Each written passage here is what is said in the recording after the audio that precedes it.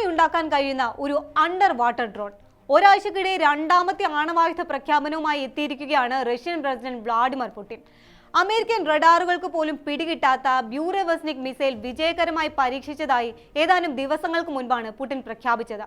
ഇതിന് പിന്നാലെ ഇതാ ആണവ പോർമുനയുള്ള അണ്ടർ വാട്ടർ ഡ്രോണിന്റെ പരീക്ഷണവും പൂർത്തിയായതായി റിപ്പോർട്ടുകൾ പുറത്തു വന്നിരിക്കുന്നു. വേഗതയുടെയും ആഴത്തിന്റെയും കാര്യത്തിൽ ഈ ആയുധത്തെ വെല്ലാൻ ലോകത്ത് മറ്റൊന്നുമില്ലെന്നാണ് റഷ്യയുടെ അവകാശവാദം. റഷ്യയുടെ ശക്തി എന്താണെന്ന് ലോകത്തിന്, പ്രത്യേകിച്ച് അമേരിക്കയ്ക്ക് കാണിച്ചു കൊടുക്കുകയാണ് പുടിൻ. പക്ഷെ അമേരിക്ക അങ്ങനെ വെറുതെ നോക്കി നിൽക്കുമെന്ന് തോന്നുന്നില്ല. 3 പതിറ്റാണ്ടിലേറെയായി നിർത്തിവെച്ച ആണവ പരീക്ഷണങ്ങൾ വീണ്ടും ആരംഭിക്കുമെന്ന് ട്രംപ് പ്രഖ്യാപിച്ചു കഴിഞ്ഞു. പരസ്പരം മത്സരിച്ച് നടത്തുന്ന ഈ ആണവായുധ പരീക്ഷണങ്ങൾ ഒരു ശീതയുദ്ധത്തിന്റെ സൂചനകളാണ് നൽകുന്നത്. വിശദമായി നോക്കാം. സ്വാഗതം ഇൻഡെപ്തിലേക്ക്.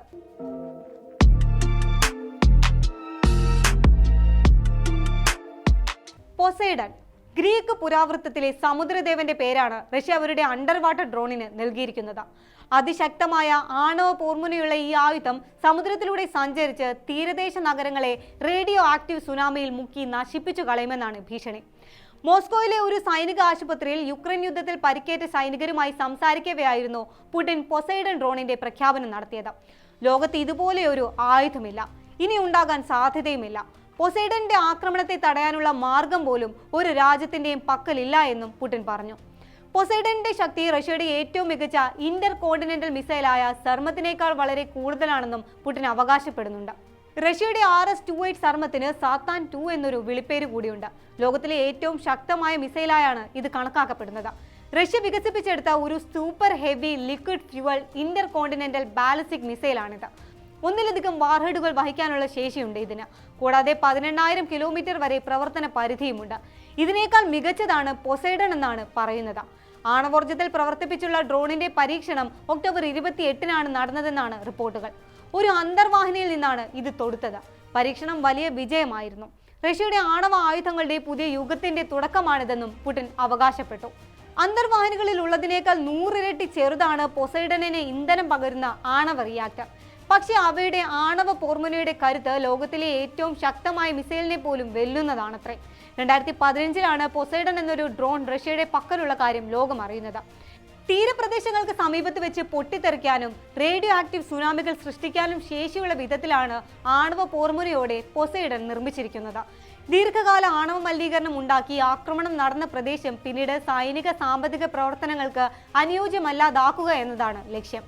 2018 മാർച്ച് 1-ന് പുടിൻ റഷ്യൻ പാർലമെന്റിന് മുന്നിൽ 6 സൂപ്പർ വെപ്പൺസ് പ്രഖ്യാപിച്ചിരുന്നു.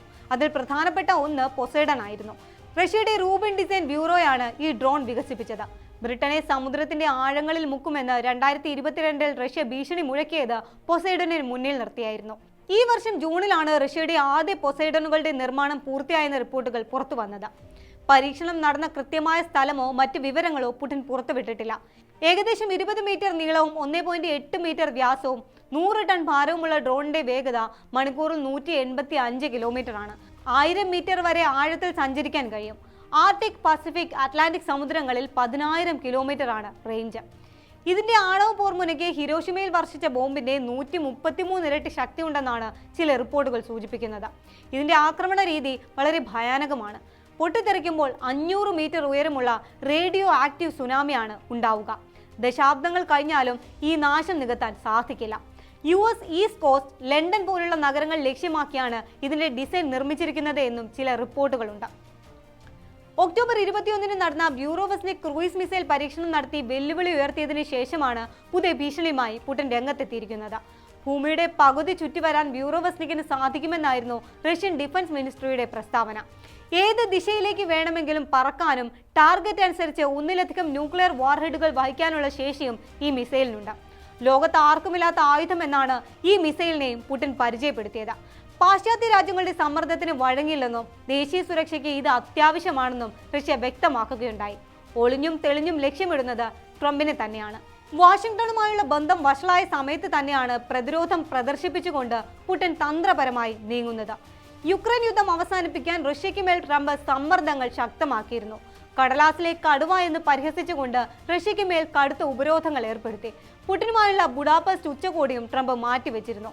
പിന്നാലെ ആണവായുധ പരീക്ഷണങ്ങൾ നിർത്തിവെക്കാനുള്ള മൊറട്ടോറിയം അവസാനിപ്പിക്കാൻ പോവുകയാണ് US. ആണവായുധ പരീക്ഷണങ്ങൾ ഉടൻ ആരംഭിക്കണമെന്നാണ് പെന്റഗണിന് ട്രംപ് ഉത്തരവ് നൽകിയിരിക്കുന്നത്. ഈ വിവരം ട്രംപ് തന്റെ സോഷ്യൽ മീഡിയ പ്ലാറ്റ്ഫോമായ ട്രൂത്ത് സോഷ്യലിലൂടെ പുറത്തുവിട്ടിട്ടുണ്ട്. വലിയ നാശമുണ്ടാക്കുമെന്നതിനാൽ ആണവായുധങ്ങൾ വികസിപ്പിക്കാൻ തനിക്ക് ആഗ്രഹമുണ്ടായിരുന്നില്ല, പക്ഷേ ഇപ്പോൾ വേറെ വഴിയില്ലെന്നും ട്രംപ് കുറിച്ചു. ദക്ഷിണ കൊറിയയിലെ ബുസാനിൽ ചൈനീസ് പ്രസിഡന്റ് ഷീ ജിൻപിങ്ങുമായി കൂടിക്കാഴ്ചയ്ക്ക് പോകും വഴിയായിരുന്നു ഈ പ്രഖ്യാപനം. 1992 ശേഷമുള്ള ആദ്യ US നിർദ്ദേശമാണ് ഇത്. 1992 ശേഷം US ഇതുവരെ ആണവായുധ പരീക്ഷണങ്ങൾ നടത്തിയിട്ടില്ല. ഈ നീണ്ട കാലത്തെ മൊറട്ടോറിയമാണ് ട്രംപ് അവസാനിപ്പിച്ചിരിക്കുന്നത്. മറ്റു രാജ്യങ്ങളുടെ ആണവ പരീക്ഷണങ്ങൾക്ക് സമാനമായ രീതിയിൽ പരീക്ഷണം നടത്തണമെന്നാണ് ഡിപ്പാർട്ട്മെന്റ് ഓഫ് വാറിനും നിർദ്ദേശം നൽകിയിരിക്കുന്നത്. നിലവിൽ മറ്റേത് രാജ്യങ്ങളെക്കാൾ കൂടുതൽ ആണവായുധങ്ങൾ അമേരിക്കയുടെ പക്കലുണ്ട്. ആണവായുധങ്ങളുടെ എണ്ണത്തിന്റെ കാര്യത്തിൽ റഷ്യ രണ്ടാമതാണ്. 3-ാം സ്ഥാനത്താണ് ചൈന. എന്നാൽ 5 വർഷത്തിനുള്ളിൽ ചൈന മുന്നിലെത്തുമെന്നും ട്രംപ് പറയുന്നു. ഷിയുമായുള്ള വ്യാപാര ചർച്ചകൾക്ക് മിനിറ്റുകൾക്ക് മുൻപ് വന്ന ട്രംപിന്റെ പ്രസ്താവന അന്താരാഷ്ട്ര തലത്തിൽ വലിയ ചർച്ചയായിട്ടുണ്ട്. ആണവായുധങ്ങൾ പുറത്തെടുത്ത് രാജ്യങ്ങൾ മത്സരിച്ച് നടത്തുന്ന ഈ പരീക്ഷണങ്ങൾ ഒരു ശീതയുദ്ധത്തിലേക്ക് നയിക്കുമെന്ന ആശങ്കകളും ഉയർന്നു കഴിഞ്ഞു. 2-ാം ലോക മഹായുദ്ധം അവസാനിച്ചതിന് പിന്നാലെ US-ഉം സോവിയറ്റ് യൂണിയനും തമ്മിൽ നിലനിന്നിരുന്ന യുദ്ധസമാനമായ സാഹചര്യമാണ് ശീതയുദ്ധമെന്ന് അറിയപ്പെടുന്നത്. 1940കളുടെ അവസാനം മുതൽ 1991 സോവിയറ്റ് യൂണിയന്റെ തകർച്ച വരെ നീണ്ട ശീതയുദ്ധത്തിൽ അമേരിക്കയും സോവിയറ്റ് യൂണിയനും തമ്മിൽ ആണവായുധങ്ങളുടെ അളവിലും ഗുണത്തിലും ഒരു അനിയന്ത്രിത മത്സരമായിരുന്നു നടന്നത്. നേരിട്ട് യുദ്ധത്തിൽ ഏർപ്പെട്ടിട്ടില്ലെങ്കിലും ആയുധ കിടമത്സരവും ആണവ പരീക്ഷണങ്ങളും ചാരപ്രവർത്തനങ്ങളും കൊണ്ട് സംഘർഷഭരിതമായിരുന്നു ആ കാലം. റഷ്യയുടെ ബ്യൂറോവസ്നിക്കും പൊസൈഡണും പോലെയുള്ള ആയുധങ്ങൾ US-ന്റെ മിസൈൽ പ്രതിരോധ സംവിധാനങ്ങളെ മറികടക്കാൻ രൂപകൽപ്പന ചെയ്തവയാണ്. 1972 ആന്റി ബാലിസ്റ്റിക് മിസൈൽ ഉടമ്പടി ലംഘിക്കപ്പെട്ടതിന്റെ തുടർച്ചയായാണ് ഇത് കണക്കാക്കുന്നത്. 2001 അമേരിക്ക ഈ ഉടമ്പടിയിൽ നിന്ന് ഏകപക്ഷീയമായി പിൻവലിഞ്ഞത് റഷ്യയെ പുതിയ ആയുധങ്ങൾ വികസിപ്പിക്കാൻ പ്രേരിപ്പിച്ചു എന്നാണ് പുടിൻ വാദിക്കുന്നത്. നിലവിലെ സാഹചര്യങ്ങൾ കോൾഡ് വാർ 2ലേക്ക് നയിക്കുമെന്ന ആശങ്കകൾ ശക്തമാണ്. എന്നാൽ ഇപ്പോൾ ചൈനയും മത്സരരംഗത്തുള്ളതിനാൽ വരാനിരിക്കുന്നത് ശീതയുദ്ധത്തേക്കാൾ ഗുരുതരമായ സാഹചര്യമാണെന്നാണ് വിദഗ്ധർ മുന്നറിയിപ്പ് നൽകുന്നത്.